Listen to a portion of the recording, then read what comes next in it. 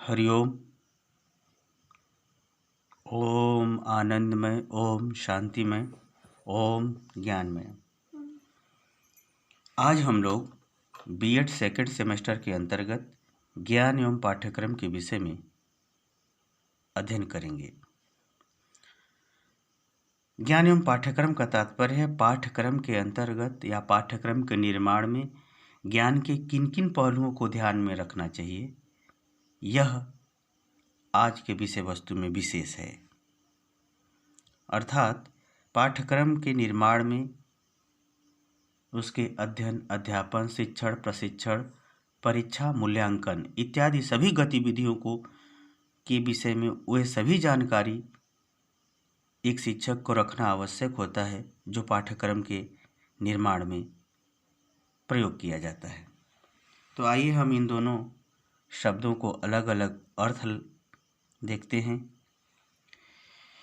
पहले हम लोग ज्ञान के विषय में अध्ययन करेंगे। ज्ञान यदि कहा जाए, सूक्ष्म एवं व्यापक शब्दों में कहा जाए तो ज्ञान गुणों का विकास करता है। ज्ञान वह है जो गुणों का विकास करता है और अवगुणों को कम करता है या अवगुणों को समाप्त करता है। यह ज्ञान का एक मूलभूत आधार तत्व है। इसको और यदि हम सरल शब्दों में देखें तो वास्तव में ज्ञानी वही है, ज्ञान उसी के पास है जो उसे व्यवहार में धारण करता हो और व्यवहार में धारण करके व्यक्तित्व का विकास करता हो, यानी व्यक्तित्व का विकास किया हो।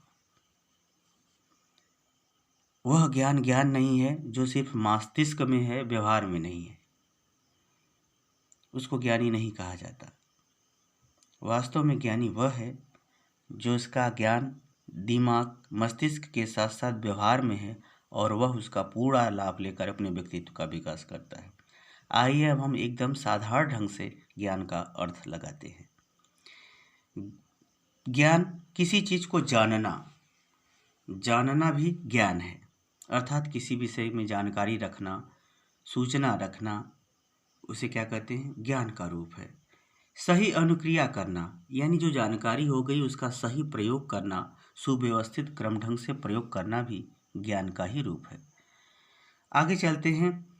ज्ञान तर्क करना, किसी बात को किसी आधार पर बताना, किसी नियम से बताना, ये किसी व्यवस्थित संबंधों के आधार पर अनुमान लगाना, ये सब अर्थात तर्क के अंतर्गत आते हैं। यह भी एक प्रकार का ज्ञान का ही स्वरूप है। आगे चलते हैं। संबंधित करना, जैसे दो या दो से अधिक विषयों की जानकारी है तो एक दूसरे से वो किस प्रकार प्रभावित होते हैं और एक दूसरे से किस प्रकार स्वतंत्र हैं या नहीं है, इस सब के बारे में जानना भी ज्ञान का ही रूप है। उसके आगे चलते हैं। मानना, बहुत सारी ऐसी चीज़ें हैं जिसको हम पहले मानते हैं फिर जानते हैं।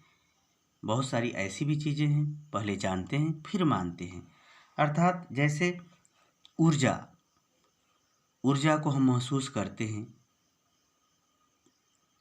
अर्थात दिखाई तो नहीं देती लेकिन हम मानते हैं, महसूस करते हैं। जैसे आत्मा को देखिए, हम लोग मानते हैं, देखे नहीं हैं। यदि हम प्रयास करते हैं या आध्यात्म के अंतर्गत प्रयास करके इसे देखा भी जा सकता है योग साधना के द्वारा। अर्थात बहुत सारी ऐसी चीज़ें हैं जो अभौतिक हैं। जैसे स्वप्न सिर्फ देखने वाला ही उसका प्रमाण दे सकता है, दूसरा उसके विषय में मान लेता है कि इसने ऐसा देखा होगा। इस प्रकार मानना और मानना भी, मानने से भी हमको जानकारी होती है, मानने से भी हमको उपलब्धि होती है। इसलिए मानना भी, अच्छी चीज़ों को या सही चीज़ों को मान लेना भी ज्ञान का ही रूप है। पुनर्स्मरण, कोई चीज़ पहले का याद है, यदि हम उसे दोबारा याद कर लेते हैं, दोबारा आसानी से हम बता देते हैं, यानी कोई पूछता है तो हम दोबारा उसे बता देते हैं, तो पुनर्स्मरण भी ज्ञान का ही स्वरूप है। समझना, आगे चलते हैं। समझना और समझाना, किसी बात को समझ लेना व्यवस्थित ढंग से, उसे व्यवस्थित ढंग से समझा देना, ये भी एक प्रकार का ज्ञान का ही स्वरूप है, ज्ञान का ही कौशल है। ज्ञान की ही अभिव्यक्ति है। नियम स्थापन करना, जैसे जितने संसार में सिद्धांत बने हैं, जो नियम बने हैं, यानी बार बार एक ही व्यवहार को बार बार घटित होते देखते हुए समाज द्वारा या व्यक्ति द्वारा जो विशेष नियम खोज लिए जाते हैं या विशेष सिद्धांत बना दिए जाते हैं या विशेष व्यवहार को निर्देशित किए जाते हैं, ये सब भी ज्ञान के ही स्वरूप है। इस प्रकार ज्ञान व्यक्ति अपने जीवन काल में सदैव किसी न किसी रूप में सीखता रहता है।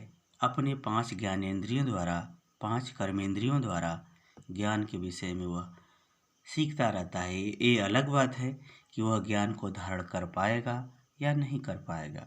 यदि ज्ञान को धारण कर लेता है तो उसका उपयोग करके वह अपने व्यक्तित्व का विकास कर लेता है। आगे चलते हैं। अब हम पाठ्यक्रम को देखते हैं। पाठ्यक्रम क्या है? पाठ्यक्रम का हम पहले अर्थ देखते हैं। शिक्षण अधिगम व्यवस्था के अंतर्गत सभी विषयों का व्यापक एवं गहन प्रारूप तैयार करना, व्यापक एवं गहन प्रारूप तैयार करना, जिससे जनमानस में मानवीय गुणों का विकास हो सके। जनमानस में मानवीय गुणों का विकास हो सके। वे मानवीय गुण जो समाज को, राष्ट्र को निर्माण करें या सबके कल्याण में कार्य करें, ये सभी प्रक्रिया या वह सभी विषय वस्तु पाठ्यक्रम के ही अंतर्गत आते हैं। थोड़ा सा इसका एक दूसरा अर्थ हम देखते हैं।